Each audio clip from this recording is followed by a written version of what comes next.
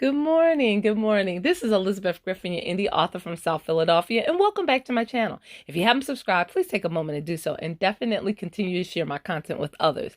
So today I want to talk about Keith Wailoo. He is a professor at Princeton University. He teaches race and health, and he currently has a book out entitled Pushing Cool. This book is available Kindle, audiobook, or hardback, and it talks about the big tobacco companies and the fact that they were racially marketing cigarette sales in the Black community, and it talks about the untold story of the menthol cigarette and the fact that most Black people prefer menthol cigarettes.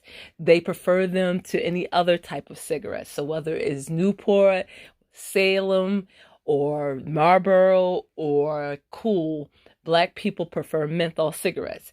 And the reason being is menthol cigarettes was promoted as a medicinal type of cigarette in the Black community, and also that while you're enjoying your life and your family, you can enjoy a cigarette as well.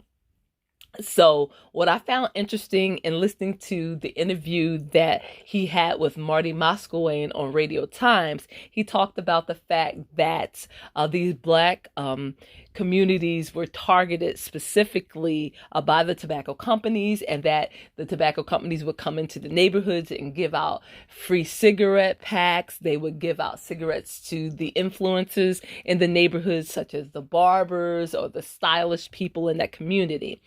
He also mentioned the fact that the tobacco companies use tobacco marketers, consultants, psychologists, social scientists, well-known Black lawmakers, and civic groups.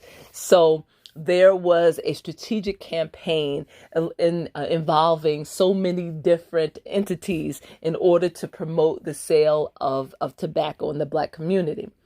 It was also mentioned by Keith Wailoo that when Nat King Cole died of lung cancer, his death was covered in the Ebony magazine. However, there was no mention of lung cancer or the fact that he smoked. And it was inferred that this was by design.